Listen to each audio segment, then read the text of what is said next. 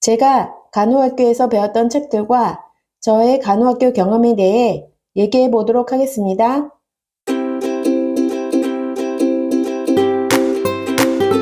여러분, 안녕하세요. 미국 가이드 줄리입니다. 여러분, 제가 지난 시간에 제가 간호사라고 말씀드렸는데요. 오늘은 제가 간호학교를 다니던 때에 대하여 여러분들과 같이 얘기를 나누어 보려고 합니다. 저는 2007년도에 간호대학을 졸업하였는데요. 벌써 18년 전의 일이네요. 그동안에 간호학교에서 배웠던 책들을 버리지 않고 있었는데요. 제가 손때 묻혀가며 공부했던 책이고 또 힘든 시간을 함께 했던 책이라 이렇게 버리지 않고 지금까지 가지고 있습니다. 지금은 간호학교에서 어떤 책으로 공부를 하고 있는지 잘 모르겠으나 오늘 제가 보여드리는 책들과 그리 많이 다를 거라 생각되지 않습니다. 자, 그럼 지금부터 간호학교에서 배웠던 책들을 소개해 드리도록 하겠습니다. 제일 먼저 소개해 드릴 책은 이 어네토미 책과 피지올로지 책인데요. 이 책은 이 부분에 휴먼 어네토미라고 써 있고 이 책은 여기에 휴먼 피지올로지라고 써 있습니다. 휴먼 어네토미는 해부학 책이고요. 이 책은 피지올로지 책은 생리학이라고 번역할 수 있겠습니다. 오늘 제가 소개해 드릴 다른 책들은 3, 4학년, 그러니까 간호본과에서 배웠던 책들인데 이 두 책만이 3학년 되기 전에 배웠던 책들입니다. 그러니까 간호를 먼저 공부하기 전에 반드시 공부해야 하는 과목이라고 할 수 있겠죠. 그러면 이 해부학 책부터 한번 같이 보시도록 할까요? 이 책은 제목에서도 알 수 있는 것처럼 해부학 책인데요. 사람 몸의 구조에 대한 책입니다. 제가 가장 재미있어 했던 과목이기도 한데요. 해부학을 공부하면서 가장 기억에 남는 것은 바로 해부 실습 시간이었는데요. 실습 시간에 사람 몸을 해부한 것은 아니었고요. 고양이를 해부하였었는데 저는 원래 뱀이나 벌레를 무서워하는데 고양이를 해부하는 것에는 별로 과민 반응이 없었던 것 같습니다. 그런데 같은 반 학생 중에는 이 고양이 해부를 못해서 간호과를 포기하는 학생들도 있었어요. 그러니 간호과를 희망하시는 학생분들은 해부학 시간에 해부를 잘 감당할 수 있는지를 먼저 생각해 보신 후에 간호과를 결정하시는 것도 도움이 될 것 같습니다. 그러면 책 내용을 살펴보도록 하겠습니다.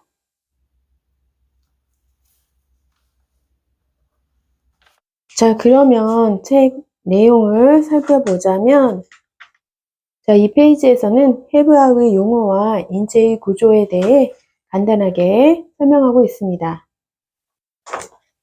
이 부분은 심장에 대한 내용인데요. 심장 부분의 각 구조와 이름을 설명하고 있습니다. 자, 그럼 다음으로 이 피지올로지 책에 대해 말씀드리도록 하겠습니다. 피지올로지는 인체가 어떻게 작동되는지를 공부하는 과목인데요. 책의 내용을 살펴보자면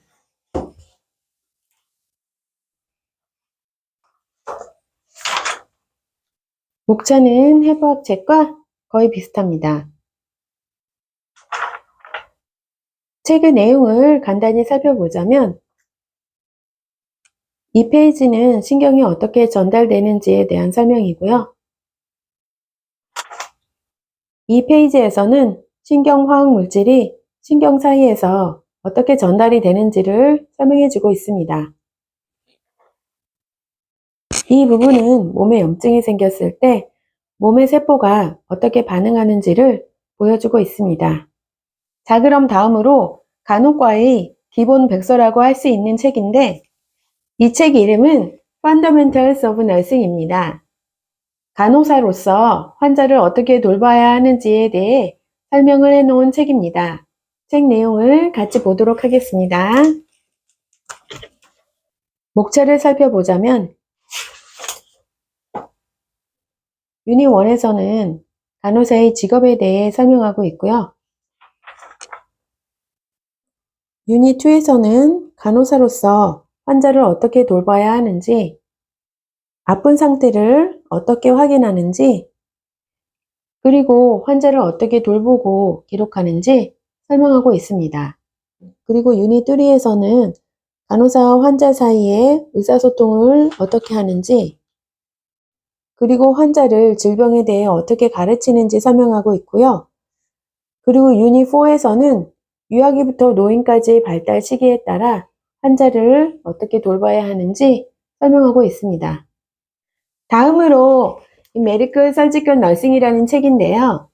이 책은 여러 가지 질병과 그 질병을 치료하는 방법에 대해 설명합니다. 이 과목은 간호과에서 가장 어려운 과목이기도 했는데요. 시험 문제가 환자의 상태를 알려주고 무슨 병인지를 알아내야 하는 문제가 많았기 때문입니다. 그래서 이 과목에서 몇몇의 반 친구들은 이 과목을 통과하지 못하고 낙제를 했습니다. 책의 내용을 잠시 살펴보자면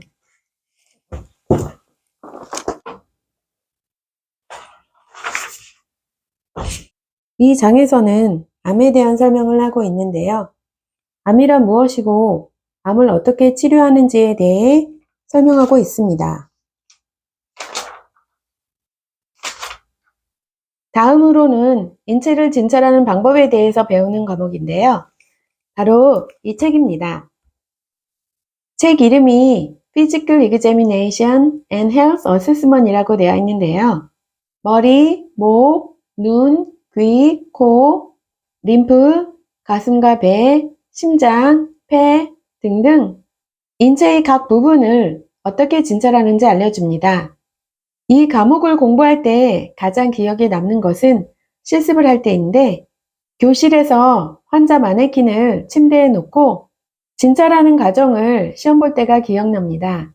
인체를 진찰하는 방법은 그 순서가 있는데요. 어떤 것은 그 순서가 20단계도 넘어가기 때문에 기억하기가 쉽지가 않습니다. 그 순서를 틀리면 점수가 깎이기 때문에 그 순서를 틀리지 않으려고 열심히 공부했던 것이 기억에 남습니다. 자, 그러면 책 내용을 간단히 살펴보기로 하겠습니다.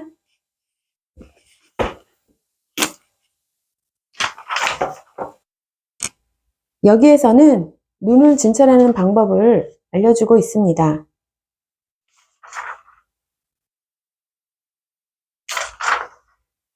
다음은 간호 실습 과목인데요. 책 이름은 클리니컬 너싱 스킬입니다. 이 과목은 학교에서 배운 내용을 토대로 병원에 실제로 가서 환자를 돌보는 것이었는데요. 이 과목이 신체적으로 가장 힘들었던 기억이 납니다. 실습을 하기 위해서 실습 전날 오후 5시 정도에 병원에 가서 돌보려는 환자의 차트를 공부해 옵니다. 공부한 그 환자의 차트를 바탕으로 어떻게 환자를 돌볼 것인지 너싱 플랜, 즉 간호 계획서를 작성하는데요. 그 보고서를 작성하고 나면 새벽 2, 3시가 훨씬 지났던 것이 기억에 납니다. 그러면 병원에 보통 새벽 6시까지 도착해야 했기 때문에 잠을 2, 3시간 정도만 자고 실습을 하러 갔습니다.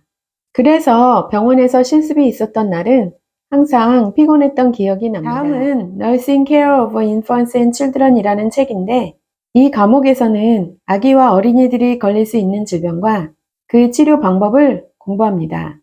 책 내용을 살펴보기로 하겠습니다.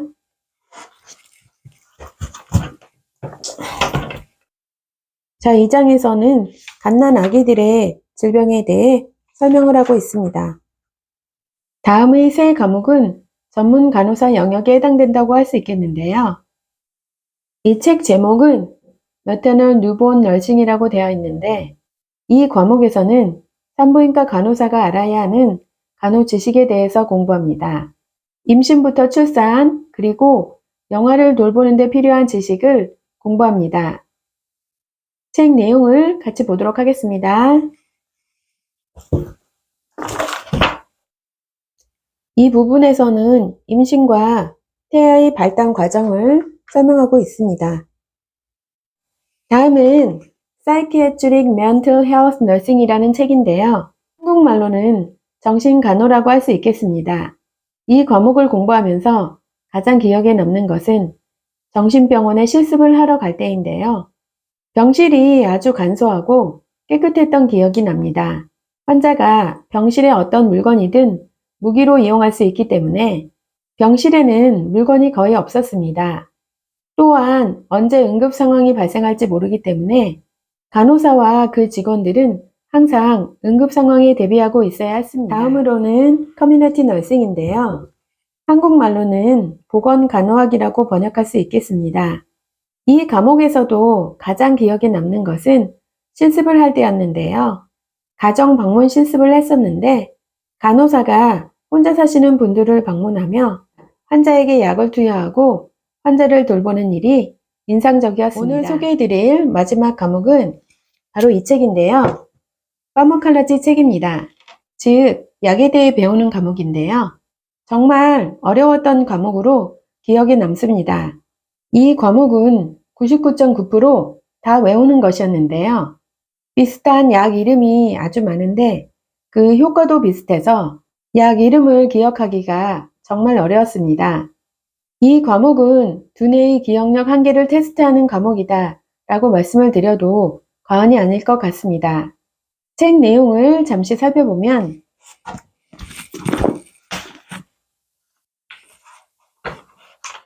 이 페이지는 진통제에 대해 설명을 하고 있습니다. 자, 이렇게 오늘은 제가 간호학교를 다닐 때 배웠던 책들을 여러분께 소개하며 학교 다닐 때 기억에 남는 일들을 말씀드렸는데요. 미국에서 간호사가 되고자 하시거나 간호과에서 어떤 공부를 하는지 궁금해 하시는 분들께 도움이 될 것 같습니다. 그럼 저는 다음 시간에 더 유용한 정보를 가지고 다시 찾아뵙도록 하겠습니다. 다음 시간까지 안녕!